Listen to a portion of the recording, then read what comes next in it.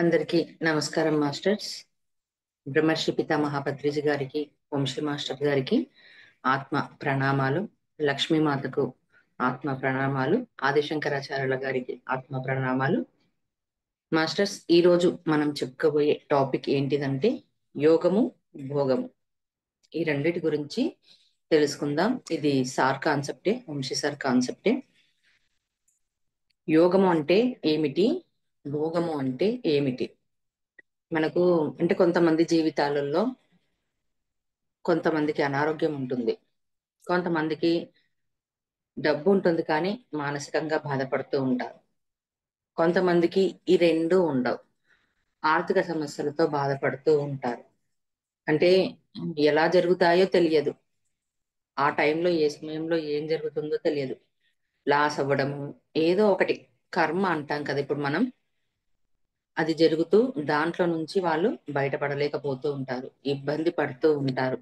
ఎందుకు నాకు ఈ సమస్యలు వచ్చాయి, ఇప్పుడు ప్రజెంట్ నేను ఇక్కడ ఏమీ చేయట్లేదు, చక్కగా ఉన్నాను, ఆ, బాగున్నాను కదా, నాకెందుకు వచ్చాయి అని అనుకుంటారు. కొంతమందికి ఆర్థిక సమస్యలు ఉంటాయి, తర్వాత మానసిక సమస్యలు ఉంటాయి, ఆరోగ్య సమస్యలు ఉంటాయి. మళ్ళీ ఆర్థిక సమస్యల వల్ల మానసిక చింతన ఎందుకు జరుగుతుంది అంటే, డబ్బు లేదు, లాస్ అయ్యాము, లేకపోతే అప్పులయ్యాము, మోసపోయాము అని మానసికంగా చింతన చేస్తూ చేస్తూ అనారోగ్య సమస్యలు తెచ్చుకుంటూ ఉంటారు. అంటే ఒక్కొక్క దానికి ఒక్కొక్కటి రిలేటెడ్ గా ఉంటూ ఉంటుంది. అసలు ఇంతకు యోగం అంటే ఏమిటి, భోగం అంటే ఏమిటి అంటే, మనకు కావలసిన సంపదలన్నీ మనకు ఇవ్వబడ్డాయి. ప్రతి సంపద మనకు ఉంది.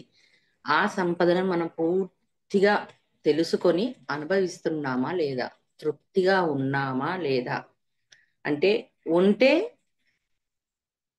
ధ్యానంలోకి రాం, నిజం చెప్పాలంటే. లేనందుకే అది లేదు అనుకొని అర్థం కాక తపన పడుతున్నాం. ఎప్పుడైతే ధ్యానంలోకి వచ్చామో, ఒకటి ఒకటి ఒకటి తెలుసుకుంటూ ఉన్నామో, బుక్స్ ద్వారా అనుకోండి, సజ్జన సాంగత్యంలో అనుకోండి, ధ్యానం చేస్తూ అనుభవం పొందుతూ స్వజ్ఞానాన్ని పొందుతూ ఉన్నప్పుడు తెలుసుకుంటూ ఉన్నాం. తెలుసుకుంటూ ఉన్నా కూడా కొన్ని సమస్యలు ఇంకా పోవట్లే. అంటే కొద్దిగా మెరుగుపడుతున్నాయి, కాస్త తగ్గిపోతుంది, మళ్ళీ వెంబడే రిపీట్ రావడం జరుగుతుంది. మనసు చక్కగా ఉంటుంది, ఒక కర్మను చూసుకున్న తర్వాత తర్వాత మళ్ళా యథావిధిగా వస్తూ ఉంటుంది. ఇలా రకరకాల కారణాలు ఉంటాయి. అయితే ఇది అర్థమవుతే, నిజంగా చెప్పాలంటే సార్ కాన్సెప్ట్ ఇది చాలా చక్కగా చెప్పాడు. యోగం అంటే ఏమిటి, భోగం అంటే ఏమిటి, ఈ రెండు మనం పూర్తిగా అవగాహన చేసుకొని మన జీవితంలో ఇంప్లిమెంట్ చేసుకున్నాం అనుకోండి, ఏ బాధ అనిపించదు, ఏ దుఃఖము రాదు, ఎప్పుడు ఆనందంగా ఉంటాం. అలాంటిది ఇది. సబ్జెక్ట్ లోకి ఇంకా వెళ్ళిపోదాం. యోగము, భోగము. యోగం అంటే ఏమిటి, భోగం అంటే ఏమిటి, ఈ రెండిటికి తేడా ఏంటిది? యోగం అంటే ఉండడం, భోగం అంటే అనుభవించడమా? తర్వాత ఏది చేస్తే యోగంలో ఉంటామో, ఎలా ఉంటే భోగం ఉంటుంది, మనం ఎలా ఉంటే ఆ వచ్చిన దాన్ని అనుభవిస్తాము. ఉండడము గొప్ప విషయమా, అయితే దానిని అనుభవించడం ఇంకా గొప్ప విషయం. ఇవన్నీ తెలుసుకుంటాం. యోగం అంటే ఉండడం. ఏముండడం? ఏముండడం అంటే, ఇప్పుడు మనకు ప్రస్తుతం ఏ జీవితం అయితే ఉందో, ఇప్పుడు మనం ఏ ప్రపంచంలో అయితే జీవిస్తూ ఉన్నామో, వస్తువుల పట్ల, కుటుంబంలో పట్ల, డబ్బు పట్ల ఏదైతే ఉన్నామో దాన్ని యోగము అంటారు. ఉండడాన్ని. ఎందుకు మన ఉంది కదా, ఉన్నదాన్ని ఎందుకు లేదు అని అంటున్నారు అంటే, ఇక్కడ వాళ్ళకి భోగం లేదు. భోగం లేదు అంటే ఏంది? అనుభవించడం తెలియదు. ఎందుకు అనుభవించట్లేదబ్బా ఉన్న కొంచెం దాని పట్ల అంటే, వాళ్ళకు తృప్తి లేదు. మెయిన్ పాయింట్ ఇక్కడ. అంటే ఉన్నదాని పట్ల, ఉన్నది నాకు అన్నది తెలియలేకపోవడం, ఇంకా ఉన్నదాని పట్ల తెలుసుకోకుండా, దాన్ని భోగించకుండా, అంటే భోగించడం అంటే అనుభవించకుండా ఉండడం. తృప్తి. ఎందుకు ఇవన్నీ వస్తున్నాయి అంటే, ఇప్పుడు నేను చెప్తూ ఉంటాను, పక్కవాని జీవితాన్ని కంపేర్ చేసుకుంటూ ఉండడం వల్ల. అది బంధువులు కావచ్చు, స్నేహితులు కావచ్చు, కుటుంబ సభ్యులు కావచ్చు, చుట్టుపక్కల వాళ్ళు కావచ్చు, ఏదైనా కావచ్చు. అంటే ఏమైపోయింది ధ్యాస అంటే, తెలియకుండానే పక్కవాడిని చూస్తున్నారు. పక్కవారు కారు కొంటే నాకు కారు లేకపాయ అని చెప్పని, పక్కవాడు ఆరోగ్యంగా ఉంటే నాకెందుకు ఆరోగ్యం లేదు, వీళ్ళు చూడు చక్కగా తిరుగుతున్నాడని, మనం బైక్ మీద తిరుగుతే ఎదుటివాడు కారులో తిరుగుతున్నాడు, ఎందుకు మనకి ఇది వస్తుందని, అంటే తెలియకుండానే లోపల ఒక చింతన చేసుకొని దాన్ని ఒక బ్లాక్ గా మార్చుకొని అనారోగ్యము, మానసిక బాధ. అంటే నిజం చెప్పాలంటే అందరికీ యోగం ఉంది, ఎంతో కొంత ఉంది. ఒక పక్షికి ఒక చెట్టు పైన గూడు కొట్టుకోవడానికి ఉంది అంటే యోగం ఉంది, దానికి ఉంది జీవించడానికి. ఒక పక్షికి ఉన్నప్పుడు, ఒక జంతువుకు ఉన్నప్పుడు, పాముకు కూడా పుట్ట ఉంది ఉండడానికి. ఏదో ఒకటి అంటే ఆ ఉన్న ఆ సర్కిల్లోనే నాకు ఉంది అని తృప్తిగా జీవిస్తున్నాయి. కేవలం మనిషి మాత్రమే వీటి పట్ల తృప్తిగా లేడు. అంటే ఇది భోగంలో లేడు, అంటే ఉండడం పట్ల తృప్తిగా లేడు. అంటే అనుభవించడం, ఉన్నదాన్ని అనుభవించడంలో తృప్తి లేదు. ఎందుకంటే ఆశ, ఇంకా కావాలి, ఇంకా కావాలి, ఇంకా ఉండాలి, వాళ్ళకంటే నేను గొప్పగా ఉండాలి, వాళ్ళకంటే నేను కావాలని. అంటే ఏమవుతుంది, తెలియకుండానే పక్కవాని జీవితాన్ని నీ జీవితంగా చేసుకుంటున్నావు. అది ఇక్కడ ప్రజెంట్. ఇంకా కొన్ని ఏముంటాయి అంటే పాస్ట్ ఉంటుంది, పాస్ట్ కర్మలు ఉంటాయి. దానివల్ల ఏం జరుగుతుంది, బాధపడుతూ ఉంటారు. ఎప్పుడైతే లెక్క తేల్చుకున్నాం అనుకోండి, ఇంకా ఏది అనిపించదు. నిజం చెప్పాలంటే లెక్క చూసుకోవాలి అని అంటాం. అందుకని ఇప్పుడున్న దారి పట్ల మనకు 72 శ్వాసలతో టెస్టులు పెడుతూ ఎలా ఉన్నామన్నది తెలుసుకుంటాము. తర్వాత ప్రాబ్లం ఏంటిది అంటే పాస్ట్ లోకి వెళ్తాము, అక్కడ కర్మను చూసుకుంటాము, అక్కడ క్లియర్ చేసుకుంటాం. మన ఇప్పుడు చెప్పండి, యోగం అంటే వండడం, భోగం అంటే అనుభవించడం, ఇవన్నీ అయిపోయాయి కదా. ఆ భోగం ఉండాలి. ఎలా ఉండాలి అంటే వచ్చిన దాని పట్ల తృప్తిగా ఉండాలి. అంటే ఉండడమే గొప్ప. నిజం చెప్పాలంటే ఉండడమే గ్రేట్. ఇప్పుడున్న ఈ జీవితము ఆ మనం జీవిస్తున్నాము అంటే గ్రేట్. అబ్బో నేను చక్కగా ఉన్నాను, ఓకే ఈ రోజు అన్నం పప్పే ఉంది నా జీవితంలో, ఒబ్బో ఉంది, లేనివాడు ఎంతున్నాడు కదా, అయ్యో పాపం, సరే దాంట్లో నేను కాస్త వానికి పెడతాను, నా దాంట్లో కాస్త అన్నాన్ని పప్పుని నేను వాళ్ళకి ఇస్తాను అని చెప్పన్నది కలిగి ఉండాలి. అదే దాతృత్వము. అంటే ఎప్పుడైతే మనలో ఆ దాతృత్వ భావన ఎప్పుడైతే మనలో కలిగి ఉంటుందో ఆటోమేటిక్ గా యోగము భోగంలో రెండిట్లో ఉంటాం. ఎందుకు ఇది దొరకట్లేదంటే దాతృత్వ భావన మనలో లేదు. అయ్యో అన్నం పప్పు ఈరోజు వండుకొని తిన్నాం కదా, మళ్ళా రాత్రికి ఎలా అని అంటే రాత్రి ఏంది భవిష్యత్తే. దానికోసం ఎందుకని అదే పక్కన ఉన్నవానికి సరే వాడు ఒక పక్షి కానివ్వండి, ఒక జంతువే కానివ్వండి, ఒక మనిషే కానివ్వండి, అరే నేను తిన్నాను కదా, వాడు ఆకలిలో ఉన్నాడు, వానికి పెడదాం ఏమవుతుంది, ఆ మనం చూద్దాం రాత్రికి, ఇప్పటికైతే ఉన్నాం కదా, వాడైతే మొత్తానికి ఉపవాసం ఉన్నాడు అని చెప్పని ఇచ్చామనుకోండి, అది అసలైన దాతృత్వ భావన. ఎప్పుడైతే మనలో దాతృత్వ భావం వస్తుందో అప్పుడు యోగంలో ఉన్నట్టు లెక్క. ఎప్పుడైతే దాతృత్వ భావంలో ఉంటామో ఆటోమేటిక్ గా భోగాన్ని అనుభవిస్తూ ఉంటాం. ఎలా అనుభవిస్తాం, తృప్తిగా. ఇప్పుడు చెప్తున్నాం కదా, ఉన్న దాంట్లో తృప్తిగా జీవిస్తూ పక్కవానికి అవసరమైతే చేస్తూ ఉండడం. మళ్ళీ ఈ మైండ్ అంతా ఆ నిజం చెప్పాలంటే అందరికీ ఉంటుంది. కానీ ఆ ఆలోచన అన్నది మందబుద్ధి అయిపోయింది. ఎందుకు ఆ మందబుద్ధి అయిపోయింది, ఎందుకు బుద్ధి పని చేయట్లేదు, ఎందుకు లౌక్యం ఉపయోగించట్లేదు అంటే ఇంకా నాకు కావాలి, ఇంకా లేదు. ఎప్పుడైతే దీని పట్ల దాతృత్వాన్ని కలిగి తృప్తితో నువ్వు ఉంటావో నీకు ప్రతిరోజు యోగమే భోగమే ఉంటుంది.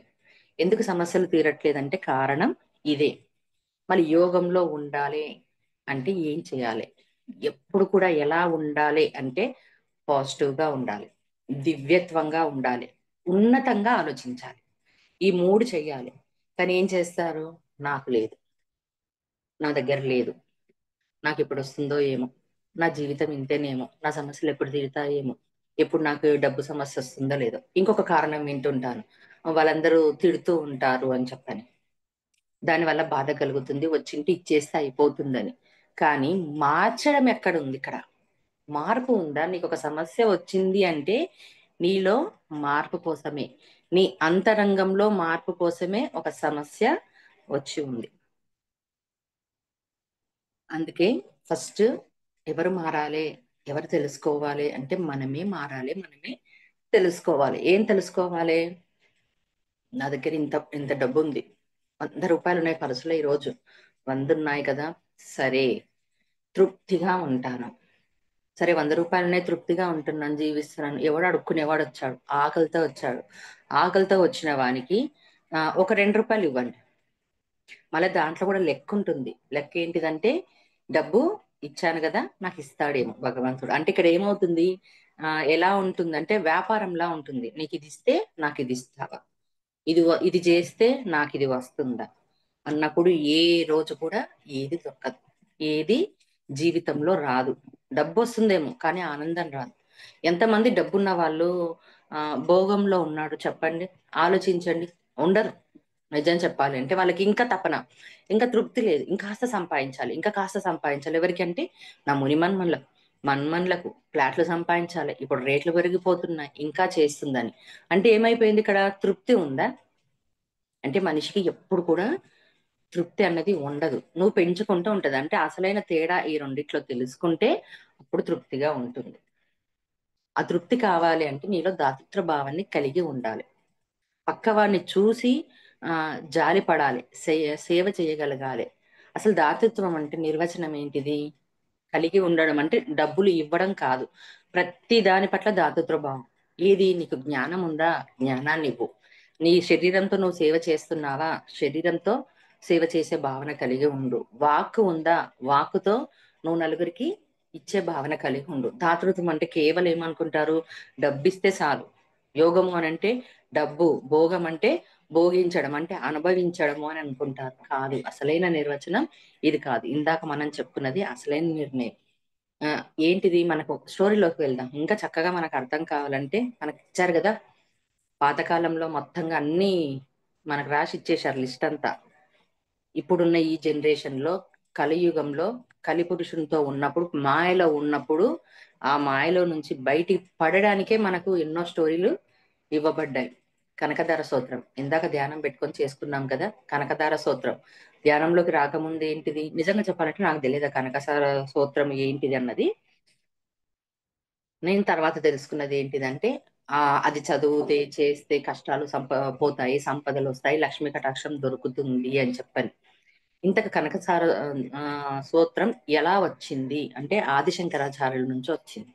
ఆదిశంకరాచార్యులు సన్యాసం తీసుకుంటారు కదా, అంటే వాళ్ళకి ఏంటిది, ఉండడానికి కాస్త ఒక పూరి గుడిసె పాక అలా ఉండేది. వాళ్ళు రోజు ఏంటిది భిక్షాటన చేసి భోజనం చెయ్యాలి. అది కూడా బ్రాహ్మణుడు కదా కాబట్టి బ్రాహ్మణుల ఇంటికి భోజనానికి వెళ్ళాలి. అయితే వాళ్ళ దగ్గర ఒక నియమం ఏంటిదంటే 3 ఇళ్లల్లోనే అడుక్కోవాలి. అంటే భిక్ష తీసుకోవాలంటే 3 ఇళ్లల్లో అతనికి ఆ రోజు దొరకలేదా, దొరకనప్పుడు వాళ్ళు ఆ రోజంతా ఉపవాసం ఉండాలి. అయితే ఒక రోజు అలా వెళ్తూ వెళ్తూ ఉన్నప్పుడు 2 ఇళ్లల్లోనూ దొరకదు. మూడో ఇంటిలోకి వచ్చే వరకు కూడా ఆమె దగ్గర కూడా ఏమీ లేదు. అయితే ఆమె ఏం చెప్తుంది, నేను 3 రోజుల నుంచి నేను ఉపవాసం ఉన్నాను, నా దగ్గర నీకేం దొరుకుతుంది ఇవ్వడానికి, నా దగ్గర ఏమి లేదు అని చెప్పని అంటుంది. ఒక్కసారిగా అతని హృదయం చెలించిపోతుంది. 3 రోజుల నుంచి వీళ్ళు పస్తులు ఉన్నారా, నేనైనా ప్రతిరోజు భిక్షాటన చేసుకుంటూ ఉంటున్నాను అంటే అది వాళ్ళ రూల్, అది అక్కడ ఉన్నాను కదా, ఎందుకు అని లక్ష్మీమాతను ఒక్కసారి స్మరిస్తాడు. ఆమె ఒక అంటే ఇప్పుడు మనకు థర్డ్ అక్కడ చెప్పే విధానంలో ఏంటుంది అంటుందంటే, తాడే దగ్గర కనిపిస్తూ, దృశ్యం కనిపిస్తూ వాక్కు చెప్తుంది అని అంటారు. అంటే ఏంటిది, ఒకసారి తన మనోనేత్రంతో చూస్తాడు. తన తాడే దగ్గర చూస్తే అమ్మ ఏం మెసేజ్ ఇస్తుంది అక్కడ, జాగ్రత్తగా వినండి. ఈమె గత జన్మల్లో బ్రాహ్మణురాలు, డబ్బు ఉండి కూడా ఒక్కరికి కూడా తను దానం చేయలేదు. అందుకే తనకి ఇప్పుడు ఈ గతి పట్టింది. తను డబ్బు లేకుండా ఉంటుంది. తినడానికి తిండి డబ్బు కదా, ఫస్ట్ తింటే డబ్బు ఉంటేనే కదా ఫుడ్ రావడం అన్నది మనకు జరిగేది.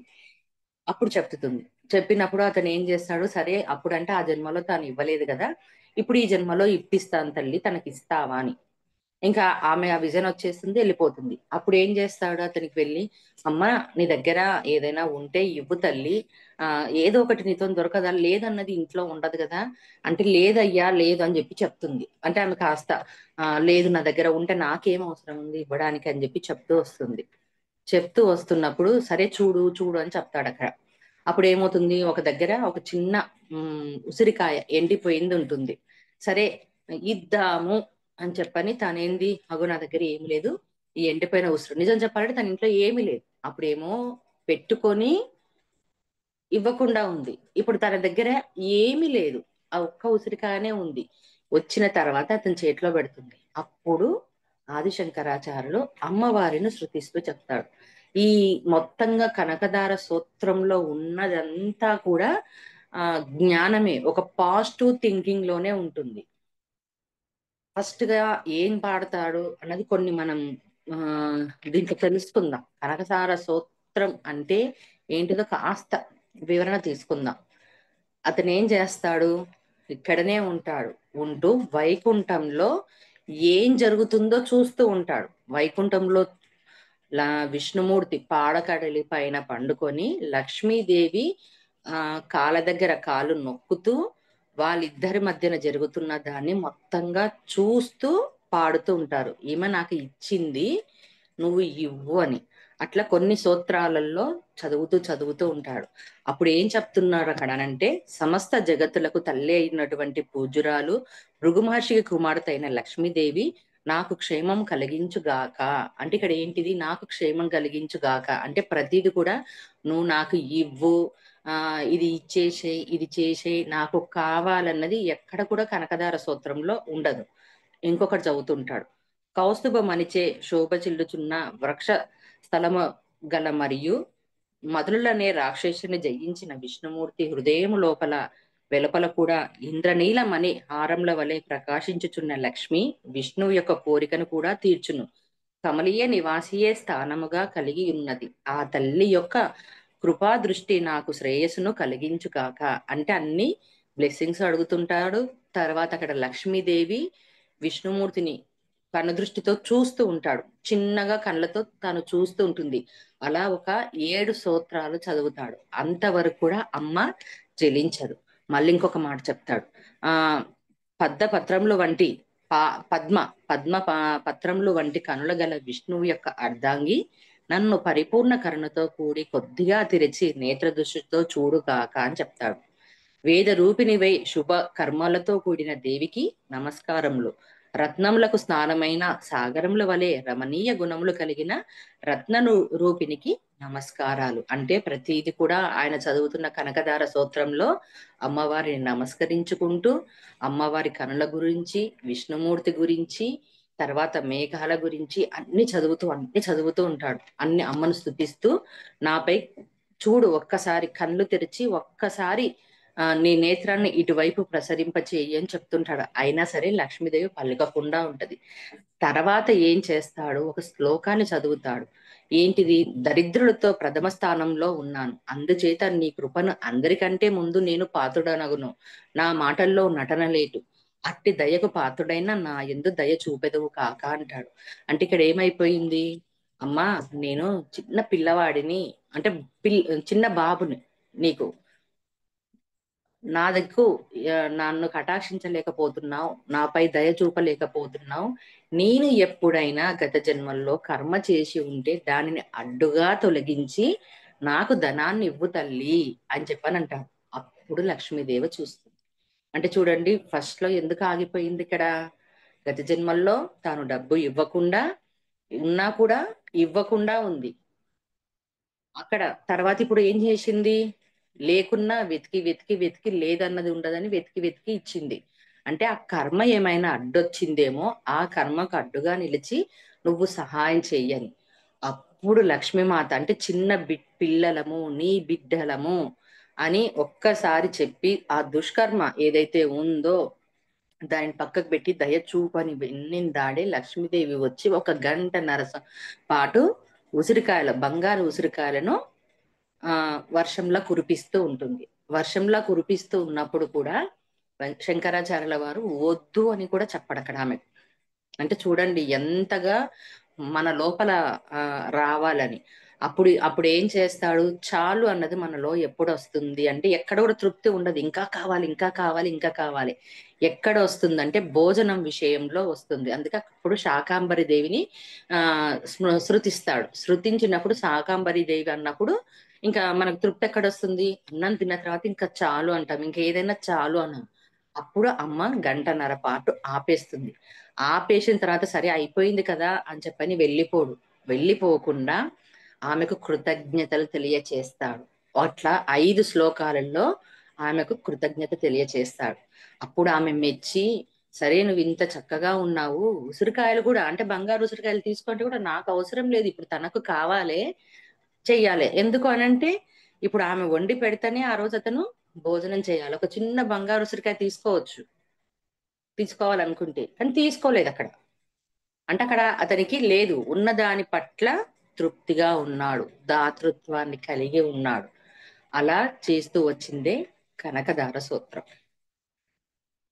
ఏమేం కలిగి ఉండాలంటే దాతృత్వాన్ని కలిగి ఉండాలి, తృప్తిని కలిగి ఉండాలి, చేసిన కర్మ పట్ల రియలైజేషన్ అవ్వాలి. అయినప్పుడు మాత్రమే అంటే ఆమె తరఫుకెళ్ళి ఆదిశంకరాచార్య చెప్తుంది. ప్రతిది కూడా ఇక్కడ ఏముంటుంది దీంట్లో అంటే మనని మనమే బ్లెస్ చేసుకున్నట్టుగా ఉంటుంది. ఇవ్వుగాక, వచ్చునుగాక, నాపై దయ చూపెదవు, నాపై అన్నదే ఎక్కువగా ఉంటుంది. అంటే కంప్లీట్ గా పాజిటివ్, అంటే కోరికలు, ధనం ఇవ్వు, అది ఇవ్వు, ఇది ఇవ్వు అన్నది కనకదార సూత్రంలో లేదు. అలాగే యోగం అంటే నాకు వచ్చింది, వస్తది, నేను సంపాదిస్తాను, ఒక దివ్యమైన చైతన్యాన్ని కలిగి ఉంటాను అన్న అఫర్మేషన్ ఇచ్చుకోవాలి మనం. ఇది యోగం రావాలి. ఇప్పుడు నాకు ఇది కావాలి, నా దగ్గర ఉంది, ఉండాలి. ఏదైతే కోరుకుంటున్నామో, కావాలనుకుంటున్నామో అది ఏంటిది, స్ట్రాంగ్ గా ఉండాలి. ఏమవుతుంది ఈ టైంలోనే వెనక్కి పడిపోతాం, అంటే మైనస్ వస్తుంది. అవుతుందా కాదా, రాదేమో అని. ఎలా ఉండాలి, వస్తది, నేను సంపాదించుకుంటాను. ఒక దివ్యమైన చైతన్యం అంటే ఎలా ఉండాలి, మన చైతన్యం అంటే దివ్యంగా ఆలోచించేదిగా ఉండాలి, అంటే పాజిటివ్ గా, కంప్లీట్ గా పాజిటివ్ గా ఉండాలి. అంటే దానికి ఏ రకమైన వికల్పాలు పెట్టుకోకూడదు. నాకు విశ్వం ఇస్తుంది, royal, I'm royal, right royal అంటారు చూడండి, నాకు ఇస్తుంది, నాకు హక్కు ఉంది. ఎందుకు హక్కు ఉంది అంటే నేను సరిగ్గా ఉంటాను, ధర్మంలో ఉంటాను, నేను ప్రేమను కలిగి ఉంటాను, దయను కలిగి ఉంటాను, నేను దాతృత్వంలో ఉంటాను అన్నది చెప్పాలి. మళ్ళీ ఇవి చెప్పిన దాన్ని ఎంతవరకు ఆచరిస్తున్నాం, అది మెయిన్ ఇంపార్టెంట్. కేవలం నోటి మాట ద్వారా ఉంటుందా, లోపల నుంచి వస్తుందా, ఇది చెకింగ్ కావాలి. ఇది చెకింగ్ అయితే అర్థమవుతుంది. ఎందుకంటే నేను చాలా మంది, నేను డ్రీమ్స్, నా డ్రీమ్స్, వేరే వాళ్ళవి చాలా నేను వింటూ ఉంటాను కదా, ఆత్మలో మార్పు రాలేదు. ఇప్పుడు ఆదిశంకరాచార్యులు అక్కడ చూసిందంతా ఎక్కడ నుంచి, తన మనోనేత్రం నుంచి వైకుంఠంలో చేసిందంటే ఈ ఫిజికల్ బాడీతో కాదు, ఆత్మతో కనెక్ట్ అయ్యి అక్కడ జరిగింది చూశాడు. అంటే మార్పు అంతా ఎక్కడ ఉంది, ఆ ఆమె చెప్పింది, లక్ష్మీదేవి చెప్పింది కూడా ఎక్కడ ఉంది మార్పు, గత జన్మలోను ప్రస్తుతాన్ని చూడట్లేదు, ఏ దాని లెక్కన ఉంది, కర్మ లెక్కన ఉంది. ఇలాంటిది కలిగి ఉండాలి. అందుకనే మూడిచ్చారు మనకు, తన్ ధన్ మన్, ఈ మూడు ఇచ్చారు. కేవలం దాతృత్వం అంటే ఇవ్వడము, ఇవ్వడము, ఇవ్వడమే దాతృత్వం. నీకు దాతృత్వ భావన ఫస్ట్ ఏం కావాలంటే ఆ ఫీల్ రావాలి, దాతృత్వ భావన అన్న ఫీల్. నేను చేస్తాను, నేను ఇస్తాను, నాకు వస్తుంది, నేను సాధించగలను, ఆ విశ్వం నాకు ఇస్తుంది. ఎందుకు ఇస్తుంది, నేను మారుతా, నాకు ఒక అవకాశం ఇస్తే నేను మారి చూపిస్తా. అది అప్పటి వరకే ఉంటుంది కానీ తర్వాత ఉంటుందా, ఇవ్వలే, పరీక్షిస్తుంది. అయినా సరే నాకు వస్తుంది, నేను మారతా, నేను సాధిస్తా అన్నది దగ్గర రావాలి, మన దగ్గర రావాలి. ఎప్పుడైతే మనలో దివ్యత్వం వస్తుందో అప్పుడు మనకు సంపదలు వస్తాయి. ఎటువంటి సంపదలు, మనకు కావలసిన ప్రతి సంపద వస్తుంది. జ్ఞాన సంపద వస్తుంది, ఆరోగ్య సంపద వస్తుంది, డబ్బు సంపద వస్తుంది, ఎన్నో వస్తాయి. అందుకనే పత్రిసారి చూడండి, మీకేం వస్తుంది చెప్పండి, మీ దగ్గర ఏముంటే అది ఇవ్వండి అని అన్నాడు. ఇప్పుడు అందుకే పిరమిడ్ స్పిరిచువల్ సొసైటీలో పత్రిసారి పెట్టిన కాన్సెప్ట్ ఏంటిది, అన్నిటికీ ఫ్రీ, డబ్బులు తీసుకోవాలి.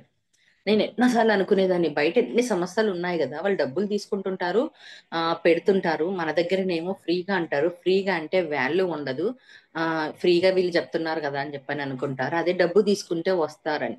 కానీ అది కాదు. వానికి ఎవరికైతే కావాలో వాడే వస్తాడు, వాడే పట్టుకుంటాడు, వాడే నిలబడతాడు. డబ్బు తీసుకున్న తర్వాత ఎంతమంది చేసే వాళ్ళు ఉన్నారు అంతవరకు తెలుసుకుంటారు, అది వాని లోపల నుంచి రావాలి. వాళ్ళ లోపల నుంచి ఎప్పుడైతే వస్తుందో వారు సరిగ్గా నిలబడతాడు, సరిగ్గా చేస్తాడు. అందుకే ఏం చేశాడు పత్రిసారు, సరే క్లాసెస్ కావాలన్నా ఎక్కడన్నా జరుగుతున్నాయా అడుక్కోండి అని అన్నాడు. డబ్బులు అడుక్కొని కావాలని చెప్పని క్లాసులు పెడదాం, అన్నప్రసాదం పెడదాం, కార్యక్రమాలు చేద్దామని. అంటే మన లోపల ఏవేవైతే ఉన్నాయో అవన్నిటినీ ఆయన తీపిచ్చేశాడు. అంటే ఎంత చక్కగా మనకి ఇచ్చాడు చూడండి.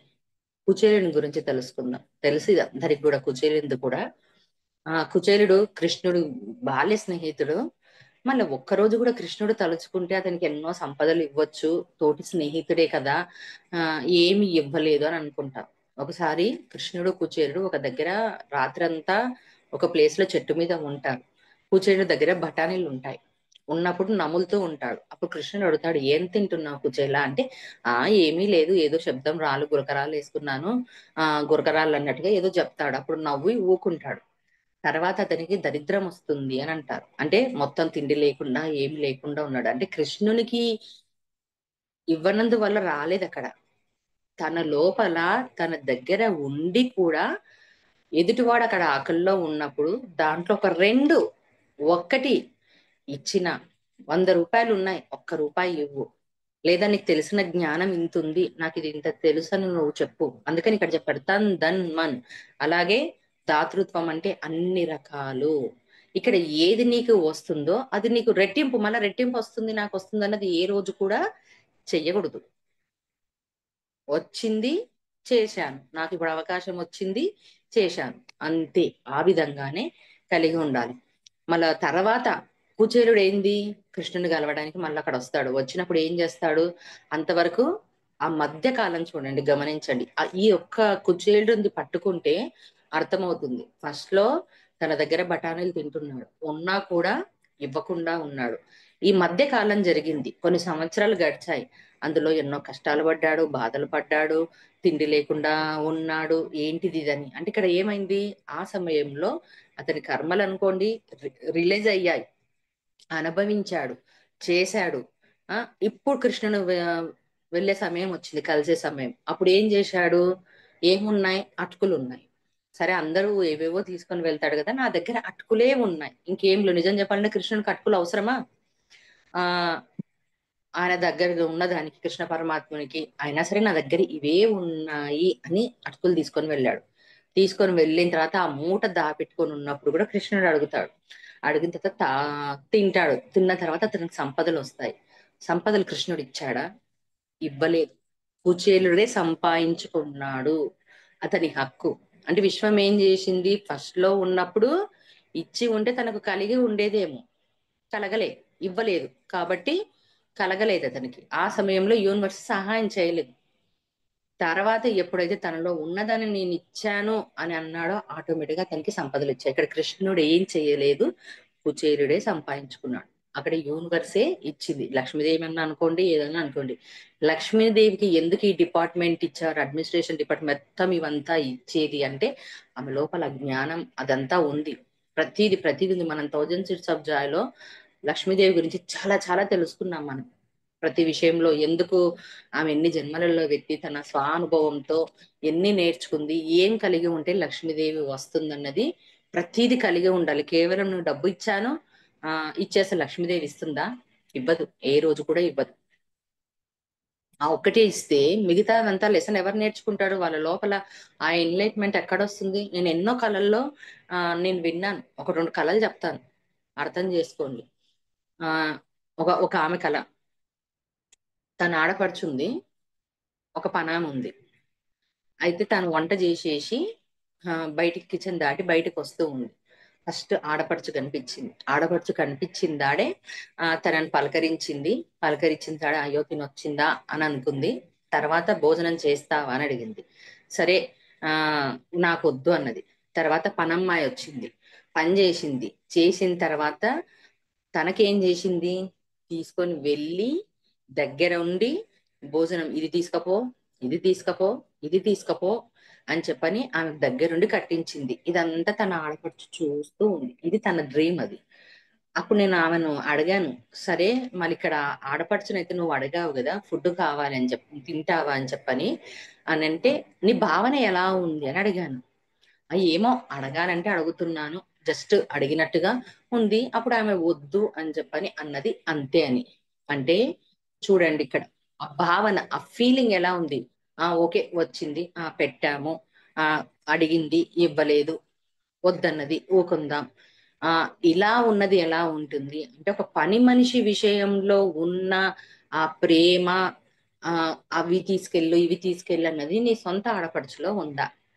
అంటే వ్యత్యాసం చూడండి ఇక్కడ. అంటే ఆమెకు పెడుతుంది, ఈమెకు పెట్టలేదు. ఎలా లక్ష్మీదేవి వస్తుంది? తన సమస్య ఎలా తీరుతుంది? ఆలోచించండి ఒకసారి. అంటే అందరి పట్ల ఒకటే ఉండాలి. ఆ దాతృత్వం ఎక్కడి నుంచి వస్తుందంటే, వాడు నేను ఒకటే కదా, వాడికి డబ్బులు కావాలి, నా దగ్గర ఇది ఉంది.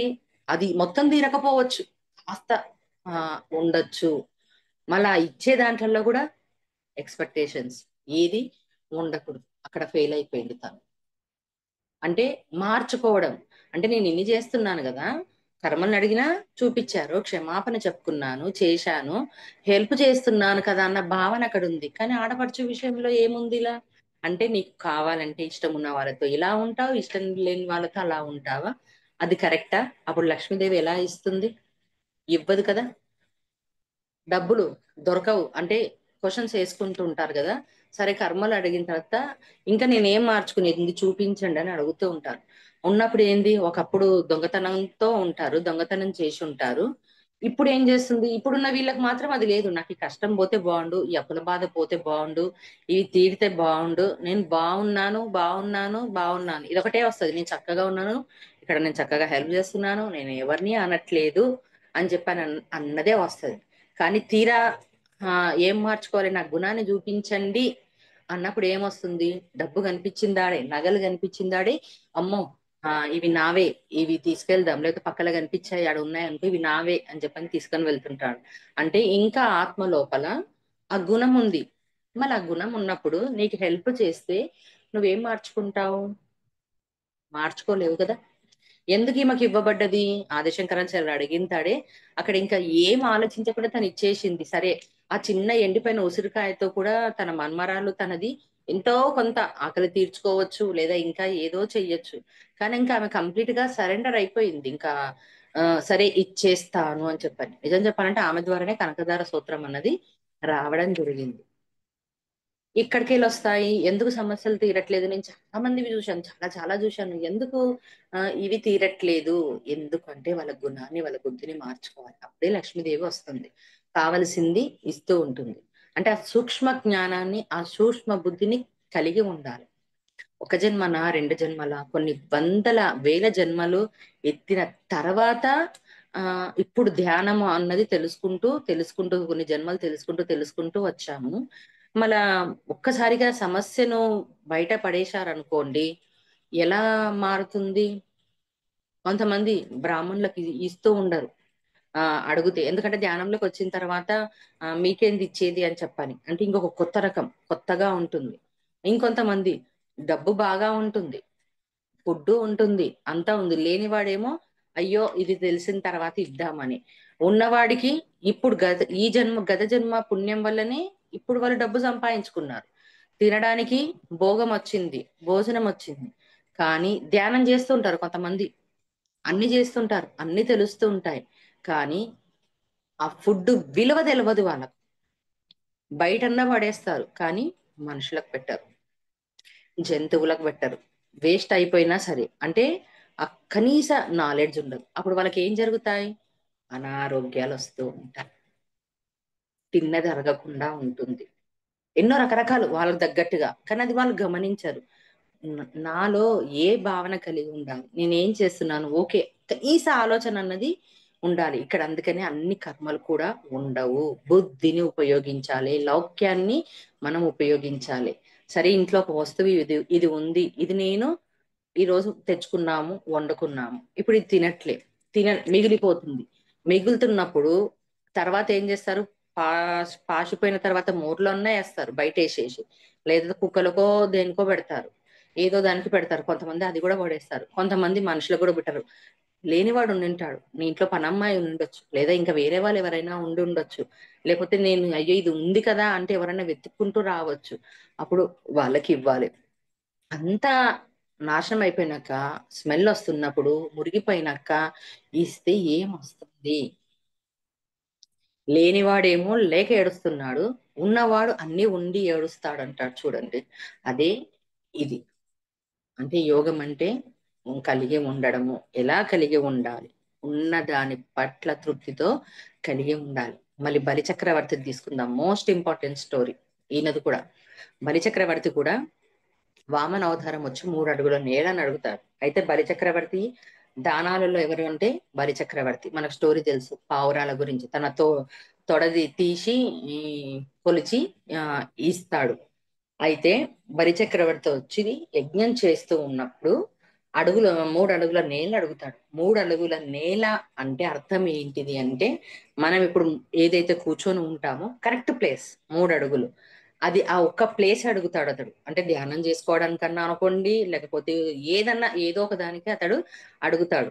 అయితే ఇక్కడ ఒకటి ఏం జరిగింది అని అంటే, బలిచక్రవర్తికి తెలుసు వచ్చింది విష్ణుమూర్తి అని. ఆ పక్కన ఉన్న గురువు కూడా అంటాడు, లేదు లేదు విష్ణుమాయ, విష్ణుమూర్తి కావాలని చెప్పని నిన్ను ఏదో చేయడానికి వచ్చాడు అని అంటే, అప్పుడు బలిచక్రవర్తి ఒక మాట అంటాడు, విష్ణువే, విష్ణువని తెలిసినా సరే నేను ఏ దాంట్లలో నేనున్నాను అంటే, భగవంతుడు లక్ష్మీదేవి భార్యగా ఉండి అన్ని భోగాలను ఉన్న విష్ణుమూర్తి నా దగ్గరికి వచ్చి దానం ఇయ్యమన్నప్పుడు నేను ఏ స్థితిలో నేను ఉన్నాను, నేను ఇస్తాను అని 3 అడుగుల నేల ఇస్తాను.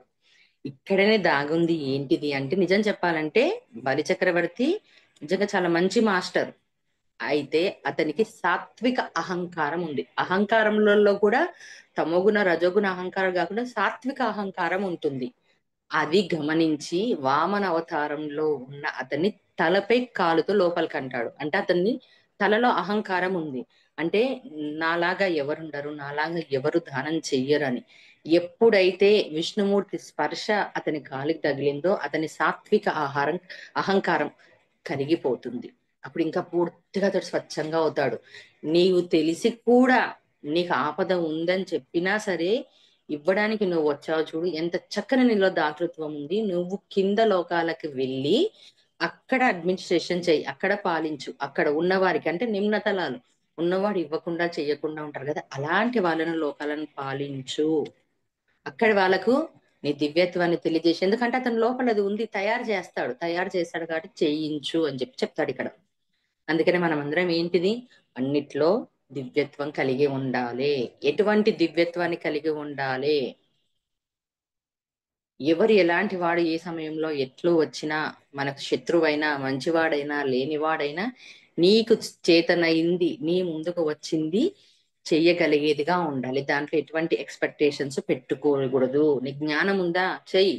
తన్ దన్ మన్ మూడిచ్చారు, ఆ మూడిట్లో ఏదన్నా ఒకటి మనకు కలిగి ఉందా అది చేస్తూ ఉండాలి. వాడు కూడా నేనే కదా అన్నది ఉండాలి.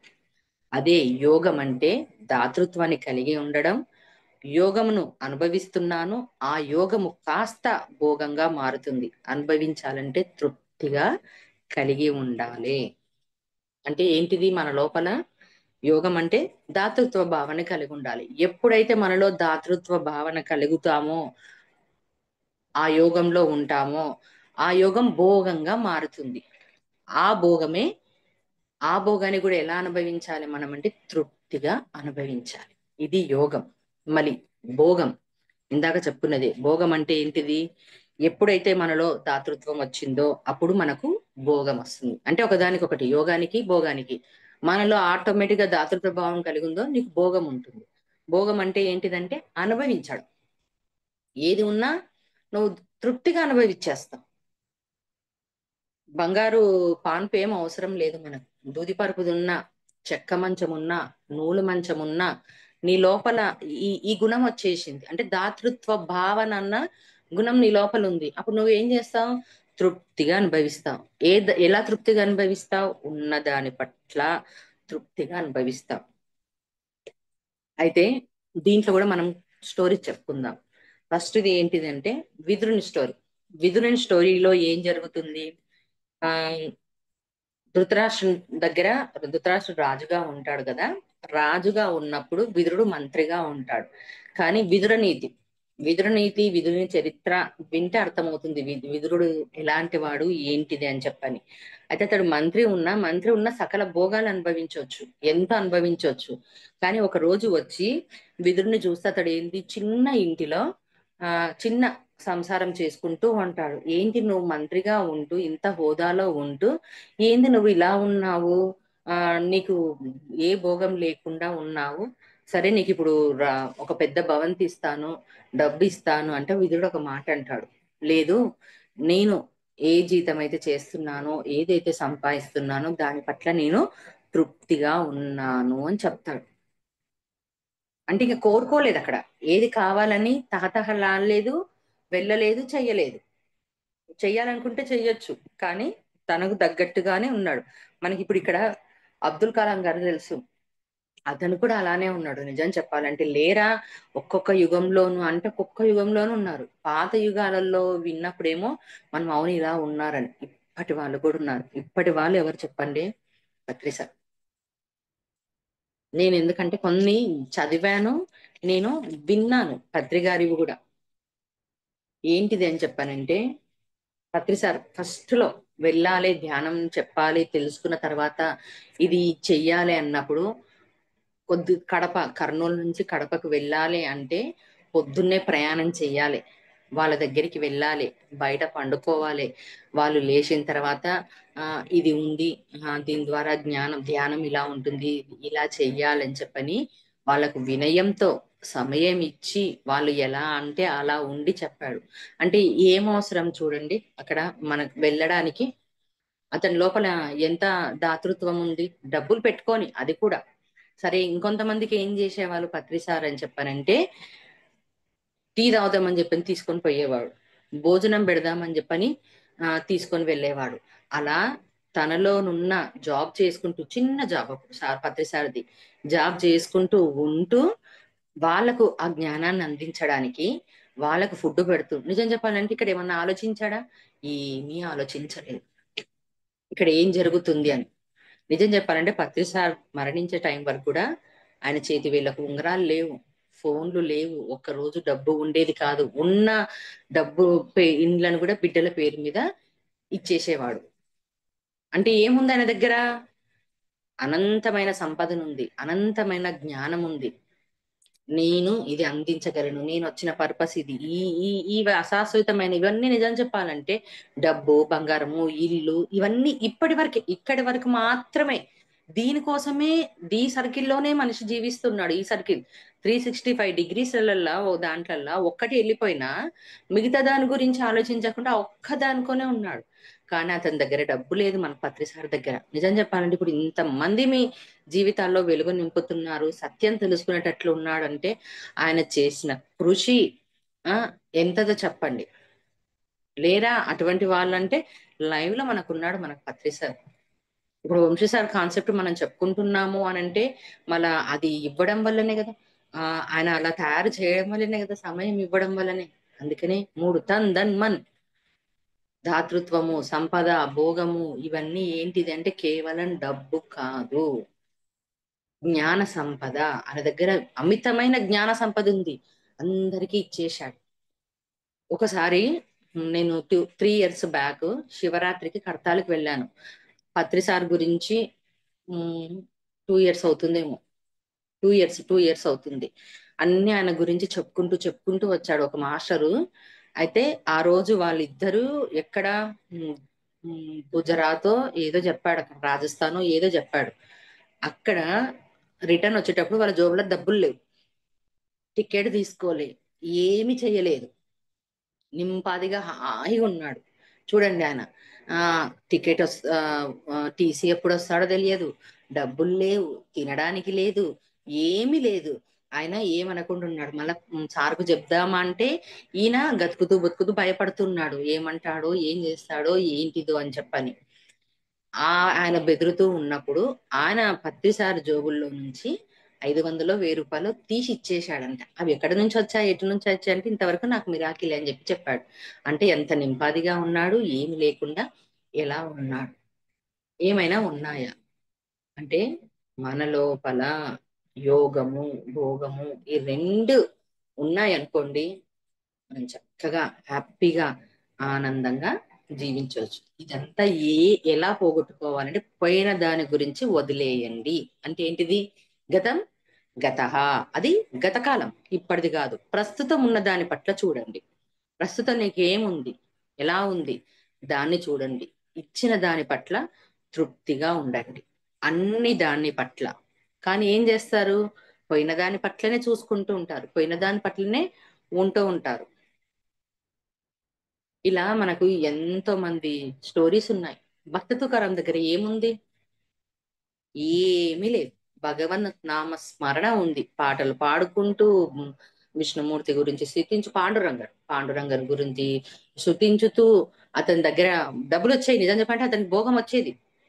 ఎన్నో వచ్చాయి. వచ్చిన దాన్ని ఏం చేసుకుంటూ ఉండేవాడు? దాతృత్వం పంచుకుంటూ పంచుకుంటూ పంచుకుంటూ ఉండేవాడు. అయినా సరే ఎంత హాయిగా ఉన్నాడు భక్త తుకారాము. నా భార్య తిట్టేది, అందరికి పంచుకుంటూ ఉంటావు అని అంటే, చెరుకుగడ మొత్తం చెరుకుగడ పొలాల్లో పండిస్తారు, ఇష్టం వచ్చినంత చెరుకు పెరుగుతుంది అతని తోటల్లో. అప్పుడు ఎవరికి కనిపిస్తే వాళ్ళకి ఇచ్చుకుంటూ పోతున్నాడు, ఎంత ఆనందంగా ఇచ్చుకుంటూ పోతున్నాడు. సినిమా చూడండి ఒకసారి, అర్థమవుతుంది. మళ్ళా భక్త తుకారం తెలుస్తుంది, నాగేశ్వరరావు నటించింది. అప్పుడు జిజియా నీ ఒక్కటి దొరికింది, అబ్బా ఇది కూడా చూడు ఎంత బాగుంది, ఒక్కటి ఇచ్చాడు మనకు భగవంతుడు అని మళ్ళా ఒక్కటి దాంట్లో మళ్ళా సగం దించి ఇంకొకరికి ఇచ్చేస్తాడు. దాంట్లో నీకు నాకు అని చెప్పని అంటాడు. అంటే చూడండి ఏం పెట్టుకున్నాడు? ఏమీ పెట్టుకోలేదు, ఏమీ చెయ్యలేదు, అన్ని వదిలేసుకున్నాడు. కానీ ఆనందంగా ఉన్నాడా లేదా? డయోజనిస్ ఆయన ఉన్నాడు, ఆయనంతే, ఏమీ లేవు.